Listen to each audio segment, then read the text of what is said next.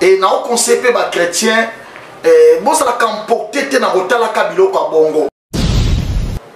Je n'encourage pas avec Imokuna, mais je voulais dire à l'église, même yo, oh c'est là qui n'a pas le mabé, aux allées sur. Vous savez, l'église à Congo, ils sont malade. Malade ils sont papa te malade ils pèsent bana.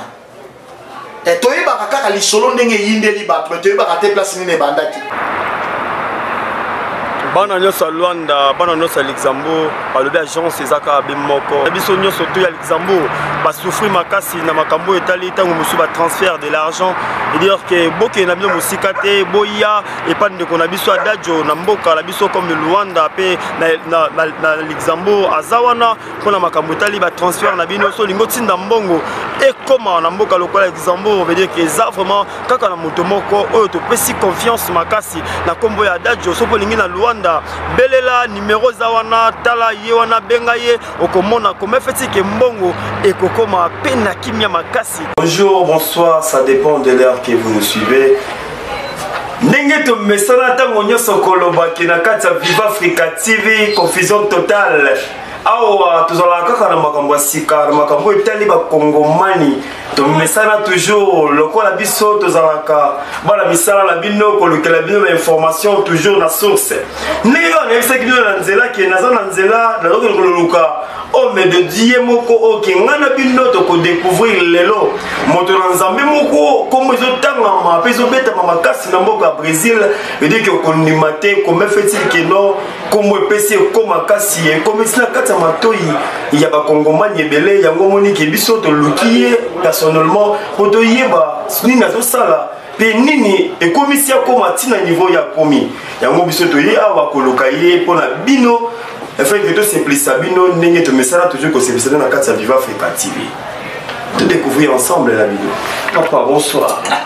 Bonsoir bien-aimé. Papa, ce que mon ligue est pour la Rolokayo, ils ont bisotté mon tutoyer.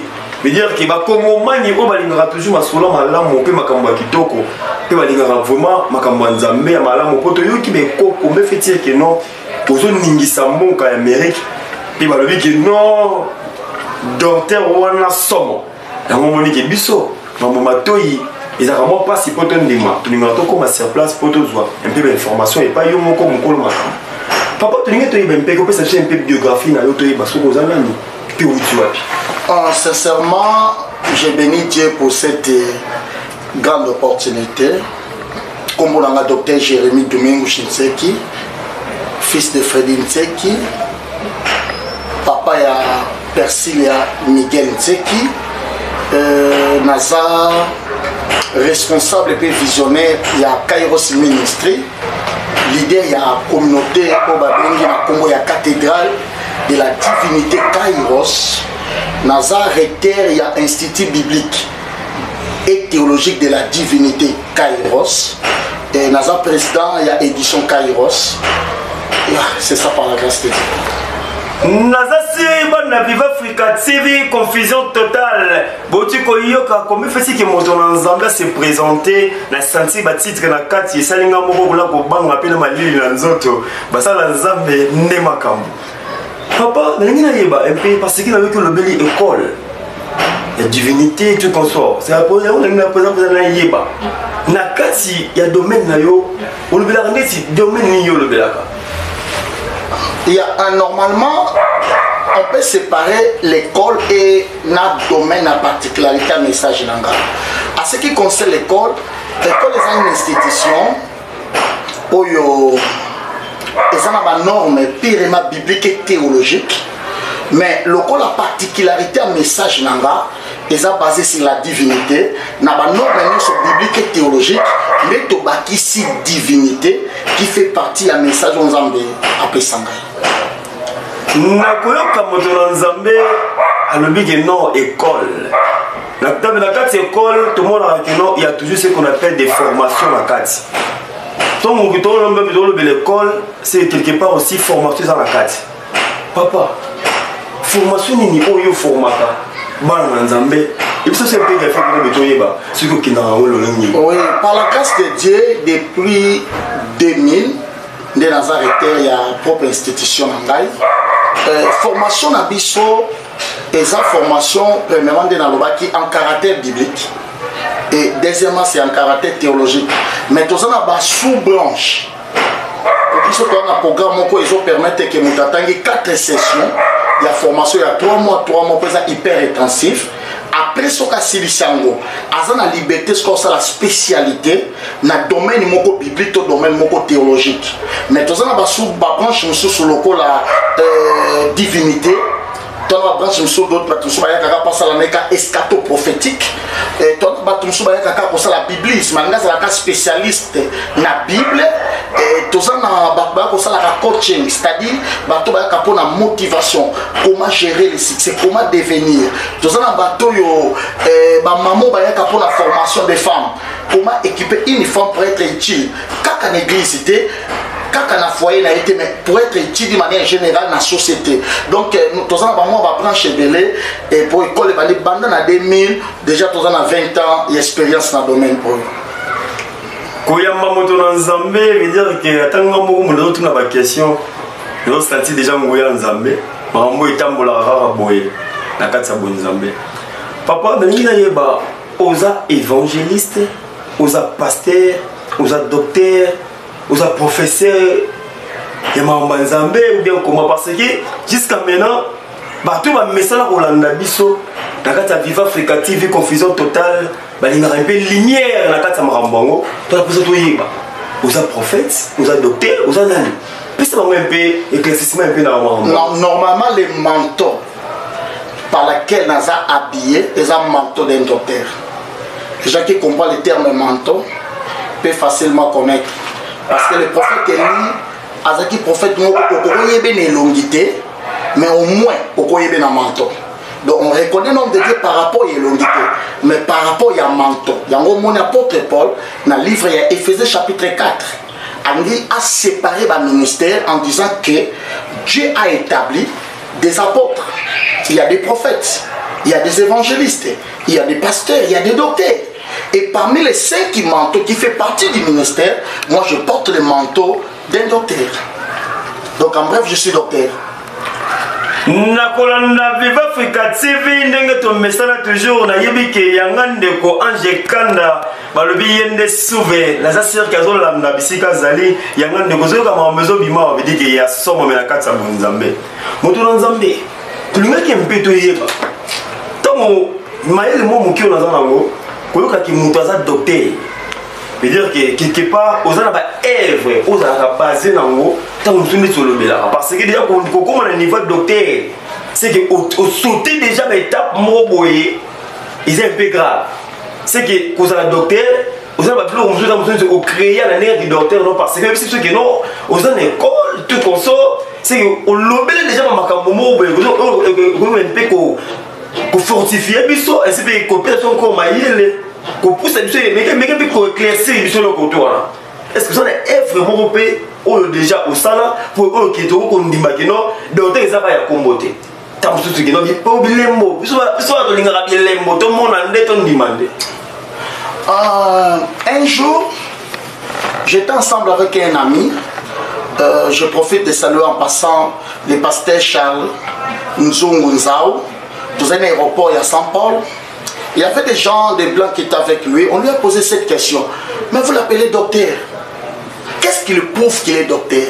Il y a une confusion à ce qui concerne le ministère d'un docteur. Maintenant, expliquons, on a deux facettes. Première facette, on a libre arbitre en Zambie. Parce que c'est Dieu qui a la capacité à battre selon souveraineté. Et en deuxième aspect, un docteur c'est quelqu'un aussi qui travaille, qui étudie, qui fait évoluer son don. Et ça, dès que nous avons appris sur don, pour y vendre sa don, par exemple, mais c'est les journalistes, aux art nayo, mais ils ont proposé la responsabilité de développer art nayo. Et ce qui détruit les gens acceptés, ce n'est pas ce que Dieu nous a donné, mais la capacité de développer ce que l'Éternel nous a donné. Et la Bible nous parle dans la parabole qu'il y avait des gens que Jésus, quand ils ont énoncé parabole, ils ont dit 5, ils ont dit 2, ils ont dit 1. Mais le problème est sa quantité aux unités. Mais qu'est-ce que tu as fait avec? Nzamba Kobe son ministère des pasteurs, mais qu'est-ce que tu as fait avec? Nzamba Kobe son ministère des apôtres, mais qu'est-ce que tu as fait avec? Et le ministère que l'Éternel m'a donné depuis le bas âge, n'a travaillé par la grâce du Seigneur. Si je peux parler de l'air pour ne pas parler seulement de l'école, et en dehors de l'école, j'ai obtenu grâce de la part de l'Éternel, il y a au Komapi de 125 chansons. Et il y a des chansons des Zoé Maman à YouTube. Et à part ça, on a obtenu sous grâce Panzambe, on a Komapi de 280 livres. Ou déjà on a publié dans le marché de livres et puis de 7 livres. Viva Africa TV, confusion totale. Tout ce qu'on a dit que Koyoka, tout le monde bien que non, ma question est à bisso, ma réponse est à bango. Nous nous embêtons que le docteur a expliqué bisso vraiment un peu la profondeur. C'est que nous avons comprendre. Où ils allaient dans la yé, on a appelé comme docteur, mais il y a le belaka la kati.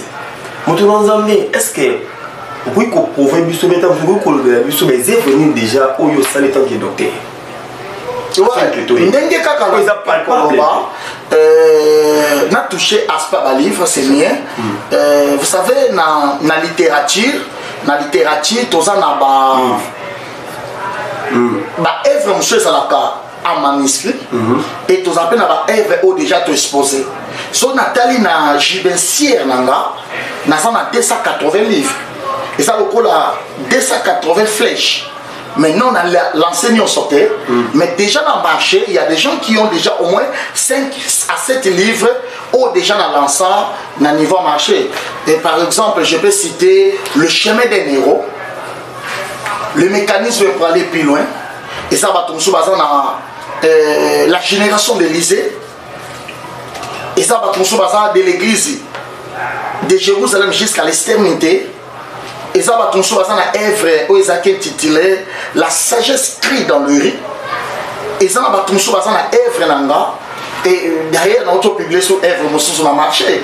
Et ça intitulé La guerre contre ta destinée. Je refuse. Donc en bref, ce sont les œuvres où ils ont déjà palpable dans le marché.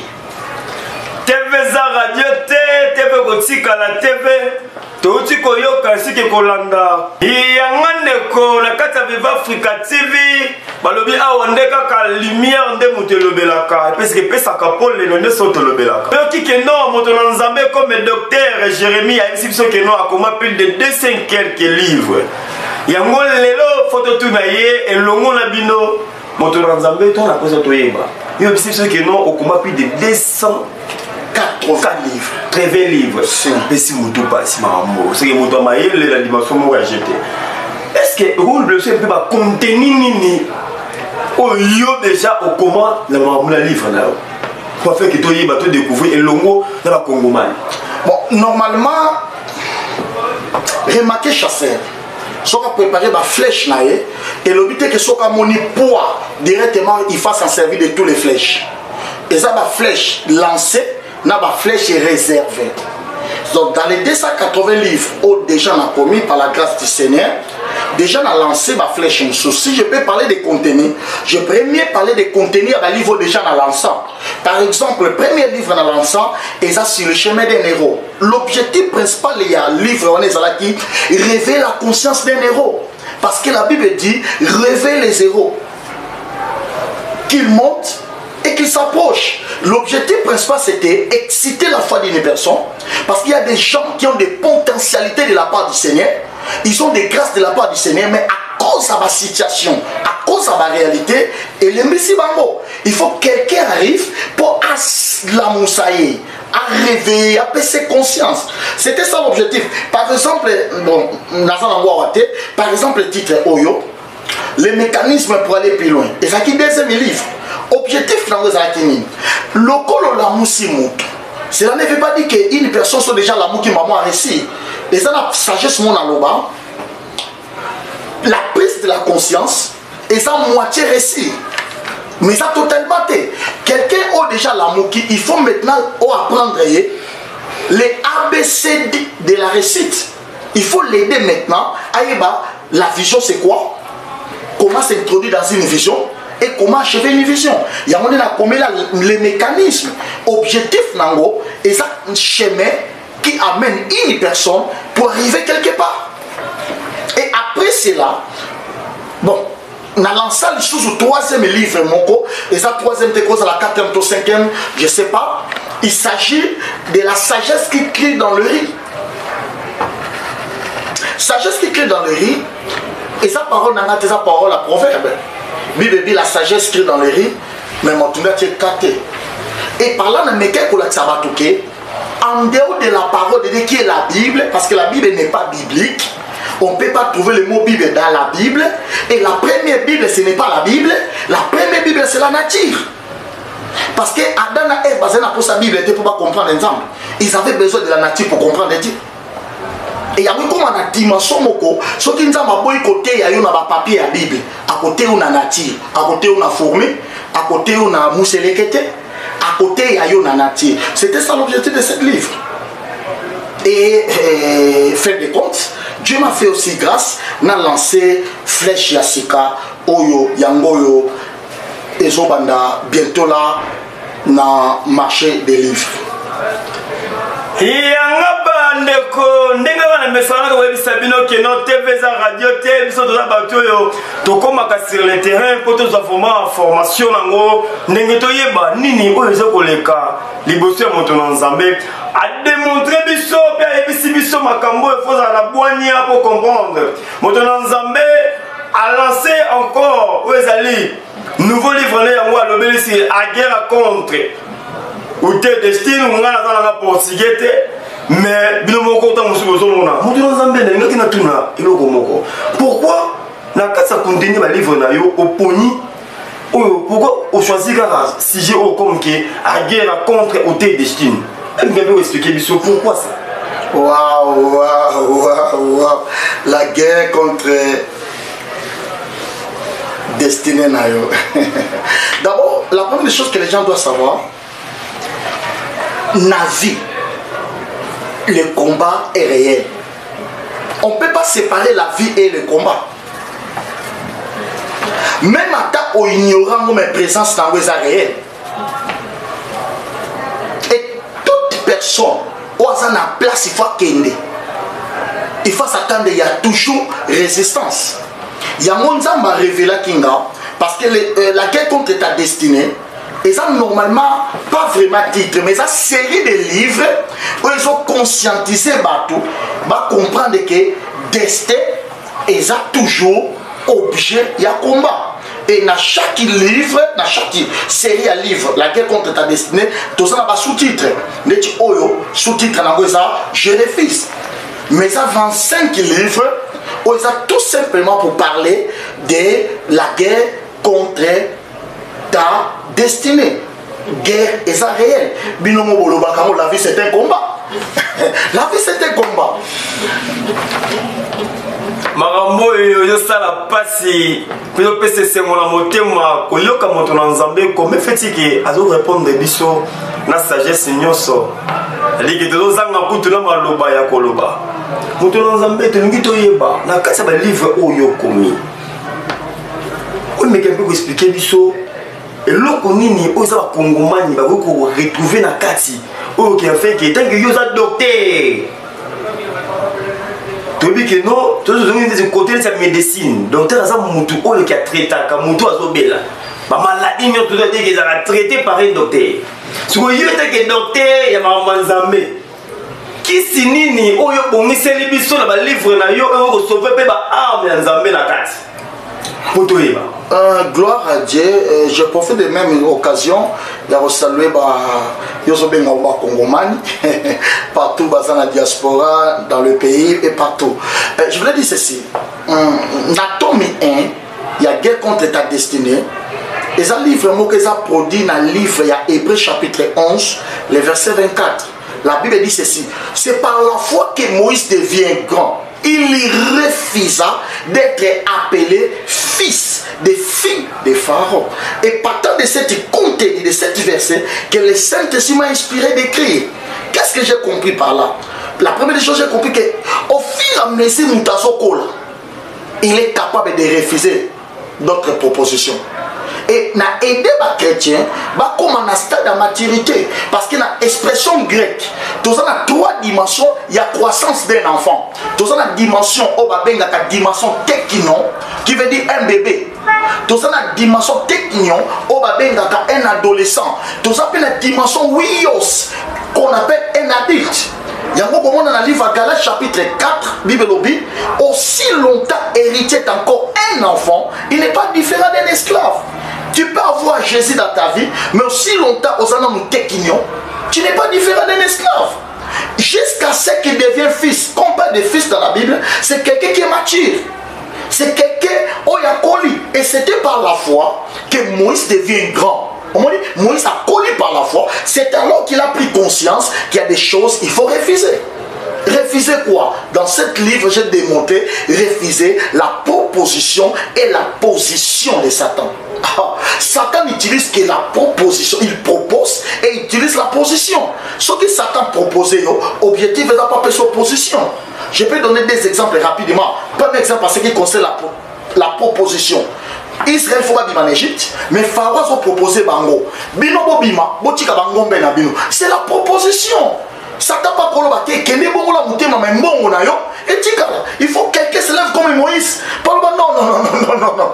Toko bima, na mbongo na biso. Que Dieu bénisse quelqu'un. Que Dieu bénisse quelqu'un. Nous avons révolutionné yo. Obima na mbongo na yo. Mais deuxième exemple, parce qu'il concerne les positions. Actes des Apôtres chapitre 3. Moka katanoana yaya bande kocheka na porte ya temple Bible lobi ba memake kaka bacha comme si vinaye ba ponele de Jessica mais yebe posa les alaka kota na kati mais ba on bacha kaka libanda yango mona mukolo Yesu abiki saki ba na nzela ba serviteur ne Pierre na Paul Bible lobi awelele kokota na kati c'est que bande ko se plaper na position ngote que Dieu fait quelqu'un grâce. Ne mission nzamba sala mutu moko grâce so batio na position moko yo balaka te yo botaka te batio na position moko yo bonga te. Je prie pour toi que l'Éternel te fasse grâce au long wana position wana et na kacha niveau na troisième dimension nango na parler sur la notion de l'identification au moins eloko zo boma mutu po mutami yebita zanani soko yebe oyoza okoboya makambo mususu to leki munene koleka otoza nango ce que tu es est plus grand de ce que tu as. Des fois, on est l'autre côté, mais on a ça. Et ça, on a ça. Et les qui on a ça, nango. On dit, bah, tout le temps, la caramon, qui a ça, nango, le roi, n'a pas bon, c'est que n'a pas mobolate, libanda, n'a pas mobolate, n'a pas bon, libanda, mais n'a 4. Tout ça, n'a nature à s'élever. Mais c'est le journaliste s'élever, à sa graine, il a kamouki, mais il y a sur le bichot ballonnier, à Koko Mazamba. N'a côté la taille, n'est pas mouki. Mais ceux qui ballonnent, nature, n'a pas mouki. Et ça, n'a pas tout sur la terre, mon coussé. Mais nature, n'est pas mon coussé.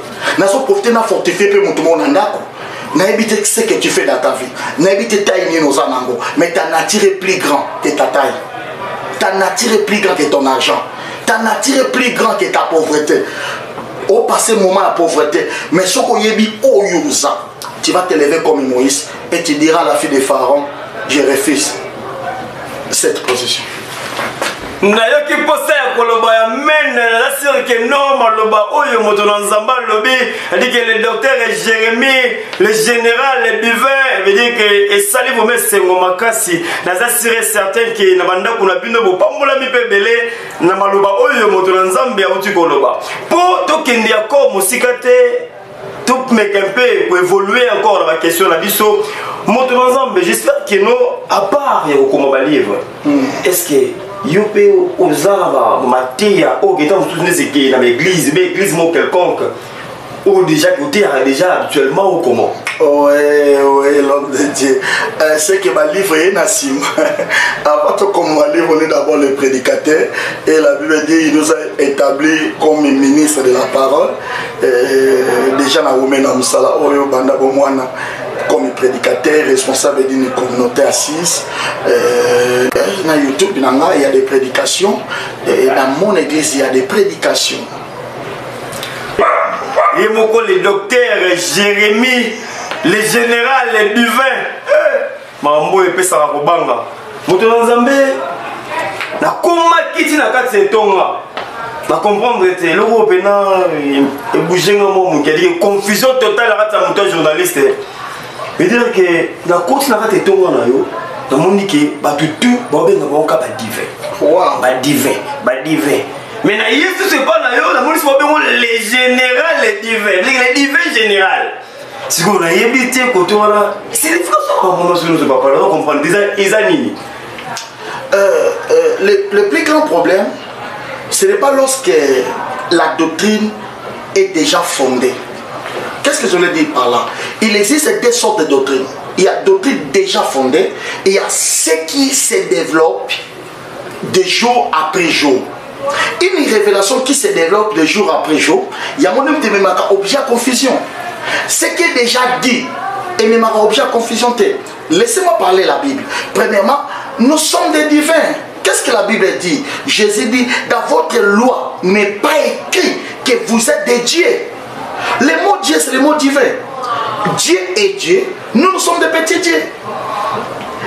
Et puissant nous dit ceci, vous êtes des dieux. Pourquoi mourrez-vous comme des humains? En d'autres versions, vous êtes des divins.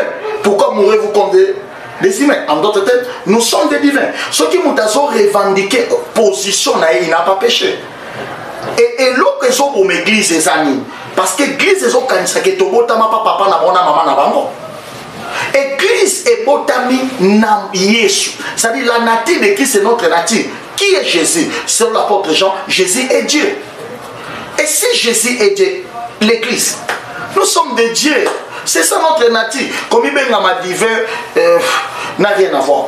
Laissez-moi vous parler par rapport à titre général, archbishop, Nasekaki, Mokomo Nazaki, na atelier de formation, parce qu'il y a un ami à Salanga Mbola Moumengi na Mboka Brésil, parce que dans la connexion Minanindele, le pasteur Charles, on a que Charles Nzao, l'ami proche, il y a pasteur Chikonjeza, assise Mokona Nindele, l'église des Blancs.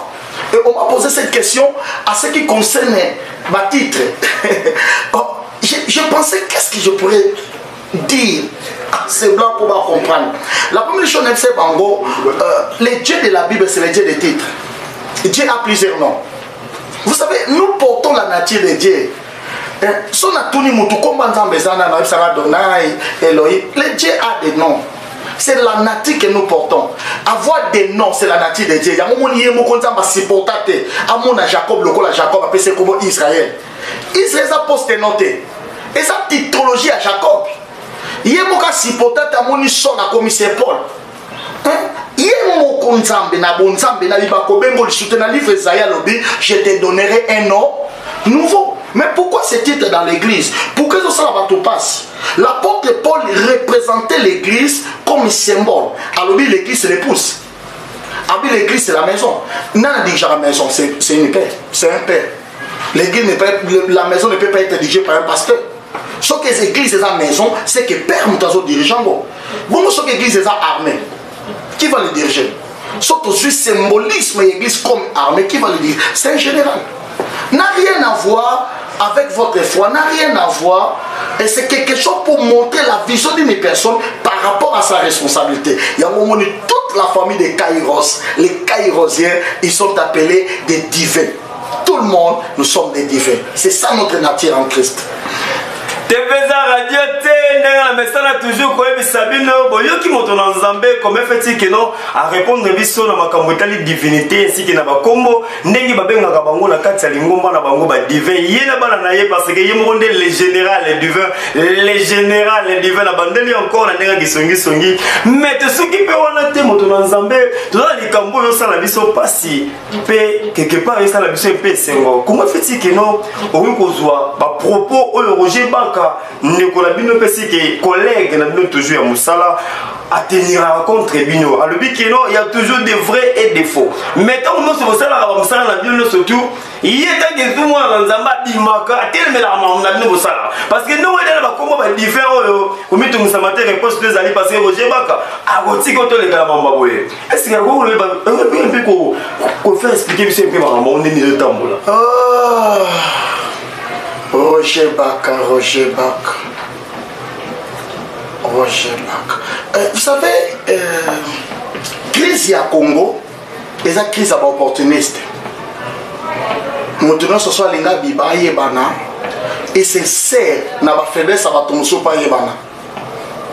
Et je profite de cette même occasion pour nous s'adresser à tout le monde que le christianisme n'est pas une institution au photo table na ba cadavre na bi ya bande ko na biso poto bima.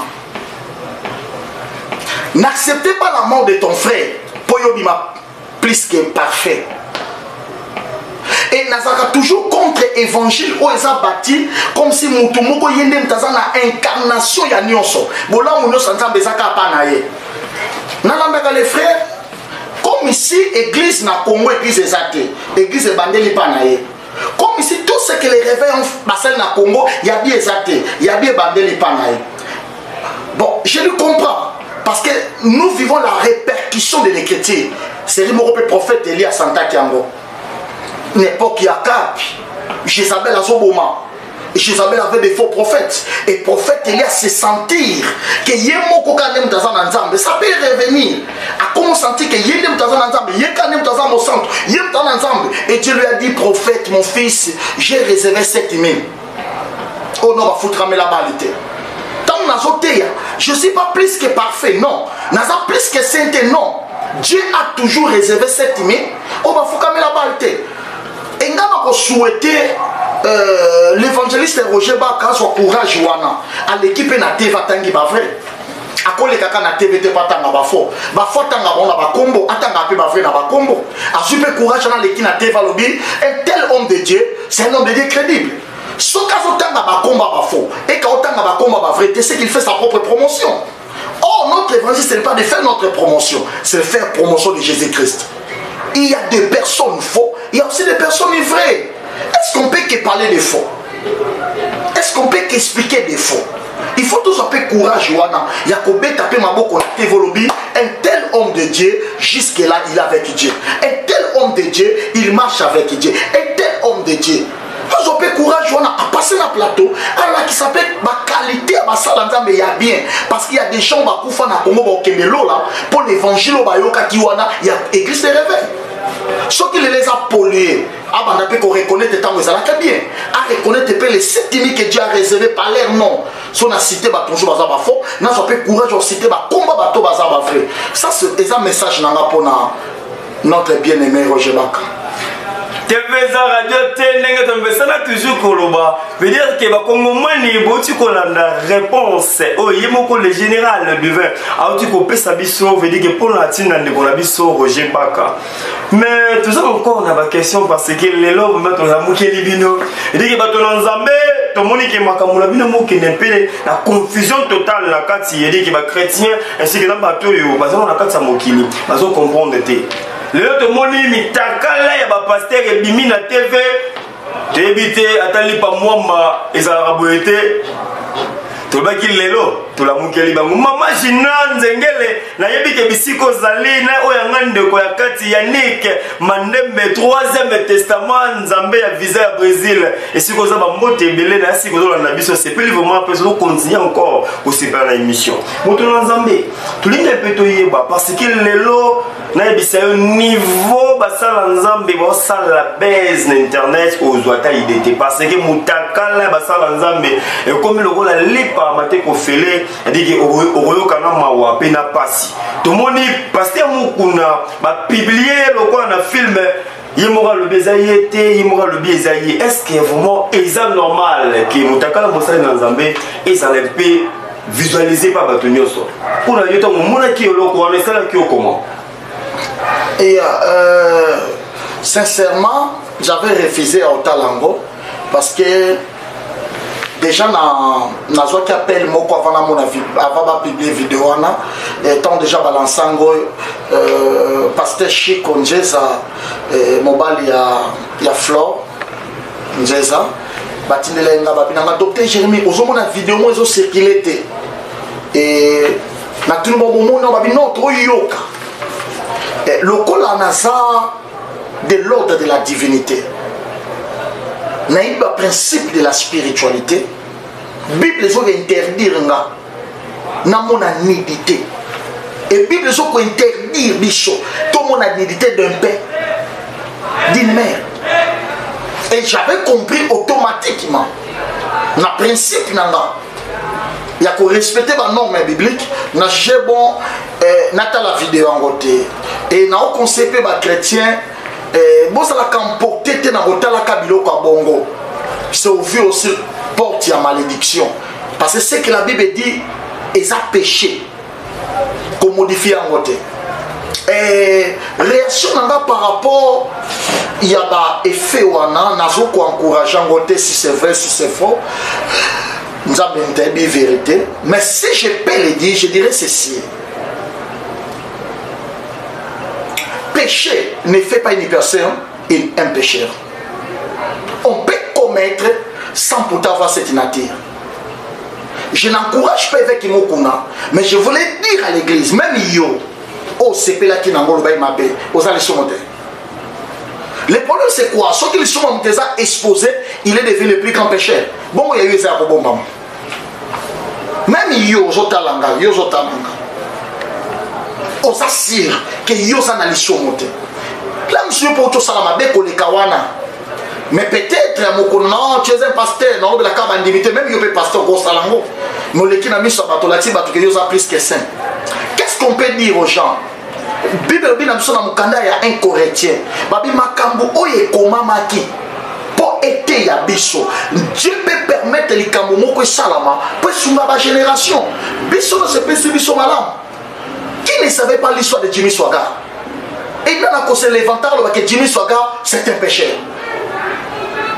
Nana besoin courage l'église de réveil alors que Jimmy Swaggart c'est un pécheur parce que lui aussi a passé dans cette école.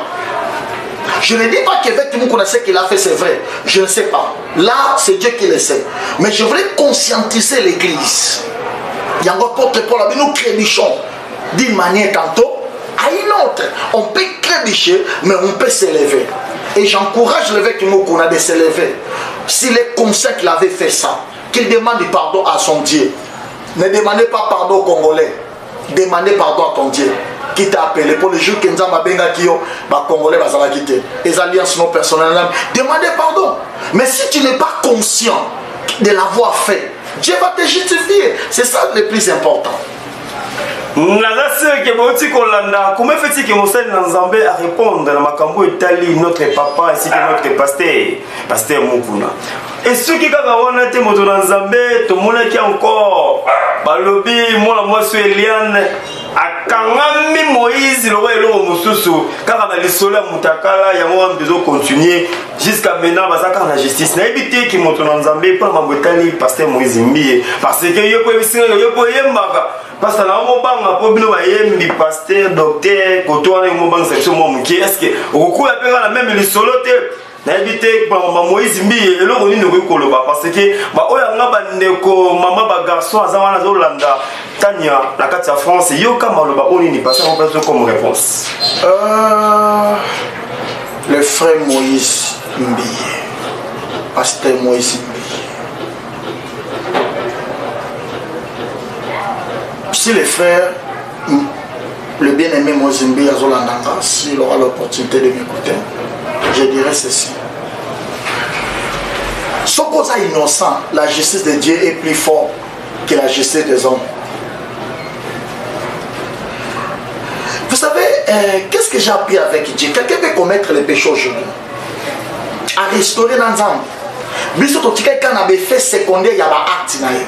Totika kana makambo ya salaki omona lola deje bosanango. Omona bongisa na nzambo, omona chanza totalement. Si la sœur a jugé bon, si la sœur a jugé bon, a continué qu'au traitant de la justice, si hier a jugé bon, conseil n'a pas ça. Si là, sans ensemble de faisant absence n'était, mais comme à peine à moment moko, nous avons s'entregaka. Vous savez, l'église à Congo, ils sont malades. Malade, ils sont papa, t'es malade, ils pèsent à bana. Et toi, tu as les solo ndenge yinde li bat, mais tu as raté place ni bandaki. Tout le monde a kake yindi, mais tu as raté babanda ndenge nini pour ba komati na stade wana. Donc conscience à moi, et ça difficile au conscience. Même là c'est conscience na ko sangote. Parce que moi c'est conscience na ko sangote. Mais la justice de Dieu est ça supérieure nango. Et moi je crois que makambe aussi là parce que Nzambe chaque jour a une génération forte.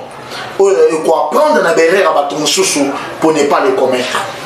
Motolanzambe, tu n'es un peu, tu m'es un peu goyé banon. Est-ce que vraiment Ezadine qui Moussa Lanzambe à côté de ma politique, à mon service politique? Et tant que tu dis que non, vous avez un pasteur, vous avez un docteur, vous avez un prophète. Est-ce que moi, Ezadine qui est un pasteur à côté de la politique?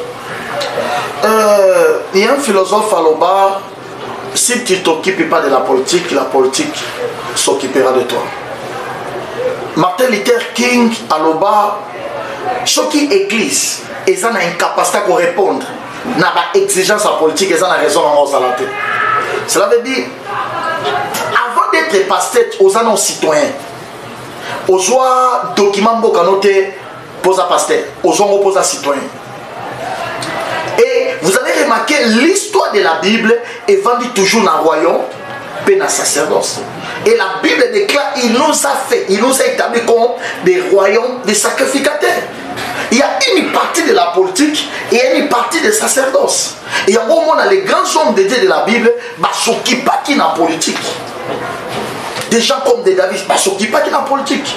Des prophètes comme Élie, ils s'occupent des sacerdoces, mais ceux qui ont besoin de marcher dans la politique, à qui coûte un roi? Tout cela dépend de la vocation de chaque ministre de Dieu. Mais d'une manière générale, ceux qui s'occupent de la politique, qui s'occupent de la. Et les hommes de la Bible, les hommes ouin de Dieu de la Bible, ils étaient des hommes qui s'occupaient de la politique. Qui peut de la politique, c'est quoi? Politique, c'est la bonne gouvernance. Est-ce que l'Église peut participer à la bonne gouvernance? C'est ça la politique. Le problème, c'est quoi? Même les gens.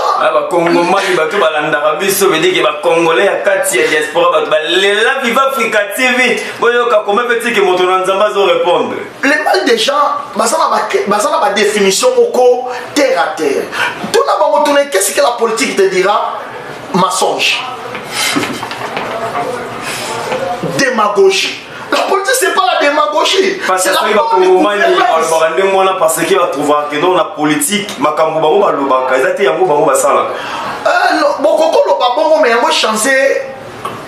définition et à monter. C'est que tant on est que est-ce que l'Église peut participer à la politique comme la bonne gouvernance, il y a État institué, oui, l'Église qui fait participer à la bonne gouvernance, il y a nation en et il y a Bible dans le cadre Jérémie, tout bon de la pour la nation, Oyotoza Nango, pour les Pambol Nabiso, en dépend. C'est que tous s'occuper de la bon de là, tous s'occuper de la conseil, tous s'occuper de la institution, tous s'occuper de la communion sur des manières longues et larges. On lui dit non, il est normal que nos pasteurs soient citoyens parce qu'ils ont la carte d'électeur tout consort. Est-ce qu'il y a un de pouvoir et pas godem pour y et tant que pasteur à côté de l'homme politique à Romo Kangisa va te belé tout le monde a Kangisa qui doit l'absolu Mukeba à Kangisa encore doit l'absolu Daniel Safo et il va te belé oh que l'homme a donné la raconte à godem pour y veut dire que ça ta idée normalement dans la philosophie moko asiatique en ce qui concerne l'art l'enseignement d'un art où il y a discipline moko et dépendant de la continuité mais dépendant de la mutation transmettre en bon. Par exemple, l'art de la gouvernance, les autres dépendent de ce qu'on a mutation en bon. Vous savez, il y a des hommes de Dieu dans la politique pour avoir intérêt dans bango purement personnel. C'est alors au lieu de une bonne gouvernance, bah la gouvernance moko égo pour avoir intérêt dans bango personnel. Mais il y a des gens qui sont motivés pour l'intérêt de la nation, tant qu'ils s'engager dans la politique, c'est pour la bonne gouvernance. Je ne parlais pas vraiment de l'homme de Dieu que tu viens de parler. Je salue mon Kebaï, courage, mon Kebaï, courage. Mais je dirais ceci. Étant homme de Dieu, il faut savoir tout ce que tu le fais, c'est pour l'intérêt de Dieu et pour l'intérêt du peuple. Que ça la moté pour défendre les partis politiques que ça la moté pour défendre les intentions égaux parce que après il y aura une génération aux photos en modèle pour la bande ndenge toutaka un peu koloba ke TV eza radio te toti kolanda comment fait-il que moto na Nzambe a répondre biso na makambo etali ba pasteur o lelo ba koti na kati ya politique abiki yemoko outi kolanda comment fait-il que non moto na Nzambe a outi ko répondre mais lelo tomoni na kati ya seni makambo ndenge komi toyebi ke non moto asimbaka seni il faut azala na partie moko religieux tomonaki no ndeko na biso nanga kone nanga yene muta gouverner na oyo utaki koleka ya turo encore basangana ki un peu ba religieux nyonso babimisa moto moko o bakokota à la tête ya seni tomoni ke non le président actuel Félix Tshisekedi la motema malamu oyo beto azalaka nango abengisi bango nyonso pour qu'il fait qu'il va choisir candidat moko bapesa pour qu'il amema maponami encore de nouveau mais koti pito pa le mbutu confusion totale bazoye bate bapesa nani toujours la kati na makambo itali politique ya mboka na biso encore tozala moto na Nzambe le siko tongi to profiter to na question moko ameke pe ko répondre biso na tina yango moto na Nzambe lelo l'état congolais asengi bino basala Nzambe aponi religion te catholique protestant wapi kimbangiste soki nani yo kimandombe bango tu papa pesi mutu moko mais pesi désordre tant que il y a monté mais on a informé bazoye bati batika nani babimisa nani mais bazala sala Nzambe est-ce que kuto na yo on peut ko classique biso netini Nzamba sa la grâce il y a des gens au bazo soit temps et au semble la pona mboka au Congo un jour nazalaki na couple Ange na Annie Bafela. Il priait pour la nation. Il priait de manière que Nzambe a relevé la nation congolaise. Le problème du Congo, c'est quoi? Ce n'est pas d'abord problème de la religion. C'est un problème de l'ego. Moutounio, ça n'a pas s'engager dans la politique, pas s'engager dans la poste de Wana.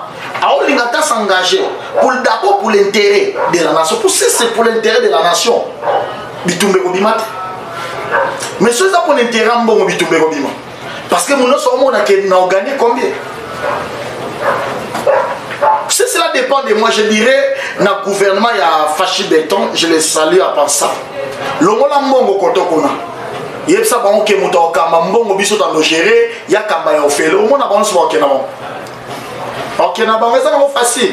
Parce que ça, on a pas bon ça. Le bon système à Sika, le président Sénat aussi met le côté, bon pays à la tête. Et biso mon gouverneur to gérer bon on a biso. Il y a aux alaka pour nous compter les biso pour annoncer les biso. Bah voir. Au moins on va parler. Parce que le problème c'est la motivation, c'est ma bé. Et ça problème de l'église catholique, et ça problème de kimbangliste, et ça problème de mouvement. Il y a des musulmans, il mouvement, il y a des églises de réveil. Mais ça problème, il y a motivation personnelle. Moutounio, ça c'est une position pour s'enrichir dans la position. Mais si on va l'ongler les locaux, qui va jouer en bon. Si on va l'ongler les locaux, qui ont une opportunité en bon. Au moins, il y aura seulement une seule personne en télémandat lobby. Je prends en charge. TV za radio te malembe to moke na biso na suka ya émission na biso mais ya moke to sukisa etant que to yambi moto na Nzambe le docteur Jérémy le général du vin na kata plateau na biso to profiter PMP kotuna ye ainsi que ya no la biso moto na Nzambe to lingi to yeba lelo na kati ya monde yetant que docteur lelo pandémie est frappé d'une façon que ko un peu ko imaginer te et bomi tu es belé équipé pour sauter mouino mondele albinos veut dire qu'il va finir sur la koufi. Je conseille ni ko pe sabiso na makambo oyo attends que to après pandémie ni ko ko sabiso take moto na Nzambe. Sincèrement je dirais à l'église c'est que le prophète Jérémie avait dit qui dira une chose arrive sans que l'Éternel ordonne. Soit réflexion Jérémie dans Lamentation chapitre 3 considérant qui dira une chose arrive sans que l'Éternel l'ordonne. Dans Matthieu chapitre 24, Jésus a parlé sur la destruction d'Israël, mais expliqué la méthodologie au Israël est quoi. Mais après, dans l'époque, il y a roi Titus, il y a eu des complications pour que Israël est détruit. qui dirait une chose arrive sans que l'Éternel l'ordonne. Mais conseil n'a mingiza après cet événement. Vous savez, chaque crise est même une révélation. Chaque crise est même un message. Le problème est sa crise. Le problème est sa interprétation par rapport à la crise. Des hommes avertis, ça déjà une préparation par rapport. Il y a après crise. Et n'oubliez pas, la révélation, il y a Pharaon qui est interprété par Joseph à ce qui concerne les crises. Joseph a fait ce qui va me conseiller. Tobomba, pour me coloniser, cela veut dire après, il faut savoir changer les tactiques de vie. Après, il faut savoir développer votre sagesse. Après, il faut savoir développer votre intimité avec Dieu. Parce que c'est Dieu qui est la source de toutes choses. Nenge to mesala toujours koloba que TVza radio te boti kolanda comment fait-il que non moto na Nzambe à répondre biso na makambo o etali pandémie comment fait-il que beti na kata monde entier équipé nango c'est-à-dire que genre de personnes étaient frappées vraiment makasi mais boti kolanda atei biso si ya conseiller biso bibliquement comment fait-il que non ba il fallait ba sala ba provision na bango pe ba sala na bango la kata bonzambe toujours moto na Nzambe na sûr que tout le monde qui est na suka il y a une mission à biso. Comment fait-il que non bato bakoki kozwa et puis ba matière na ba formation na yo ba livre na yo ba ko sala ndenge nini ke po ba contacter yo yo ba mo fait beaucoup ça. Normalement premièrement nazo profiter de l'occasion oyo na tombo la voix na yo mtozo kanga na encourager s'abonner na YouTube yo. S'abonner na Viva Africa TV confusion totale. N'encourage s'abonner pourquoi? Parce que ils ont mon YouTube, mon canal par laquelle ma œuvre, ma prédication docteur Jérémie et dans les cas, enseignement docteur Jérémie et dans les cas. Et ils ont mon opportunité par laquelle ils aider pour l'édification de la foi. En dehors de cela, ministère Nanga et sa cathédrale de la divinité Kairos, mais fonte na biso, au koko soit biso na facilité, et ça espiritu forti TV, et ça na page na Facebook, et ça peut na YouTube.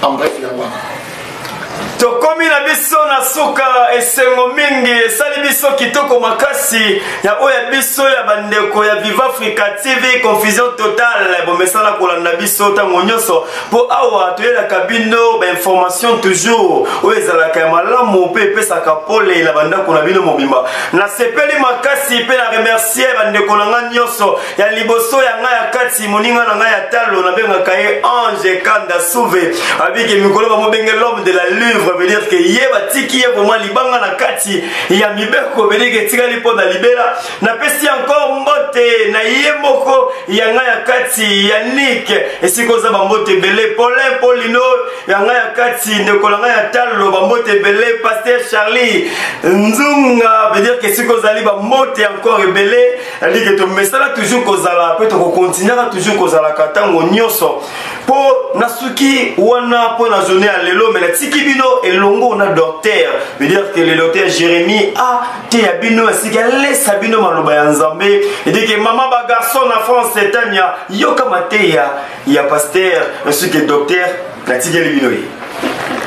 Premièrement par la grâce du Seigneur n'a profité n'a pas ça yo parole et motivation par rapport à la situation où le monde est passé, par rapport à la situation personnelle où le vie et qu'on traversé. N'oubliez pas, la Bible dit, Dieu vit que Léa n'était pas aimée, Dieu l'a rendu fécond. Dieu vit que Léa n'était pas aimée, Dieu l'a rendu fécond. C'est que problème il y a libanda, il y a kozanga kolinga Léa et provoquer ces miakati. Il y a des problèmes négatif qui peut s'élever contre ta vie. Il y a besoin de déterminer que c'est ta fin. Parce que Dieu est capable, d'un problème négatif, à créer une solution pour ma casse. Un jour, lui a abîmé les Samson, mais après 3 jours, lui a passé Samson miel. Il y a des problèmes avec Kokoya Lelo. Et écarté tout simplement pour le maillot. Mais qu'on peut ça une opportunité, par exemple, à créer quelque chose de nouveau dans ta vie. Quand tu as la théorie les cas, mais tu as ce que Dieu est capable de faire pour ta vie. Comment on a ce que tu traverses, on a ce que Dieu est capable de faire dans ta vie. Léa n'était pas aimée, mais Dieu l'a rendu fécond. Les choses peuvent être compliquées, mais Dieu est capable de donner sa victoire dans la carte. Et je profite de cette grande occasion de saluer le divin Nangola Tolobaka, divin ou divinage. Et je profite de cette occasion de saluer Eni Thomas, un directeur Nanga, que Dieu le bénisse, Persil et Miguel Intik. Nous avons pas nos pasteurs Chikondies na São Paulo, na Brésil. Nous avons pas sans oublier l'équipe Mobimba, il y a Viva Africa. Parce que dans mon ingénieur, nous avons Mathéus Nassima Maté. Ozo salam salam na courageux s'abonner. Tant que c'est vigilga, soit ensemble là. Le bananzabe par rapport à la situation dans le cas, qui est aussi capable. Il y a changer l'histoire vinanga. Ambolayo, Ben Maravilia, na France. Daniel Inting, que Dieu te bénisse. Sébastien. Et je profite de cette grande occasion. Nzamba Pambola, le révérend pasteur Pedro Mwanambele, mon fils, que j'aime beaucoup. Pasteur Charlie Njungu Nzao, na São Paulo. Nzamba Pambola yo. Sans oublier couple oyo bazali pambolo nzamba pesi ngai nzamba pambola yo papa Ange mama Annie bafe na bana bino kitoko nzamba pambola bino na komba yesu ciao bana nyonso Luanda bana nyonso Luxembourg balobi agence ezaka bimoko biso nyonso to ya Luxembourg basouffrir makasi na makambo etali tango musu ba transfert de l'argent et dire que boke na bino musika te boya et pas de kona biso adajo na mboka la biso comme Luanda pe na Luxembourg azawana pona makambo etali ba transfert na bino so lingo tinda mbongo et comment na mboka lokola Luxembourg veut dire que ça vraiment kaka na moto moko oyo to pesi confiance makasi na kombo ya adajo so po lingi na Luanda belela numéro zawana tala yewana benga ye okomona komefeti ke mbongo ekokoma pena kimia makasi soki nazalaki ata courage mbele nazwa Claude Onga osala wanga wa motema ye présence na ye saleli na yo ekamwisa ngai basekaka moto te na mokili Viva Africa TV aloba confusion totale de Mathéus Masubo le Brésil. Viva Africa TV, confusion totale. Toutes les émissions politiques, musique, et puis s'abonner massivement de la part de Mathieu Bedol. Viva Africa TV, Viva Africa TV, s'abonner massivement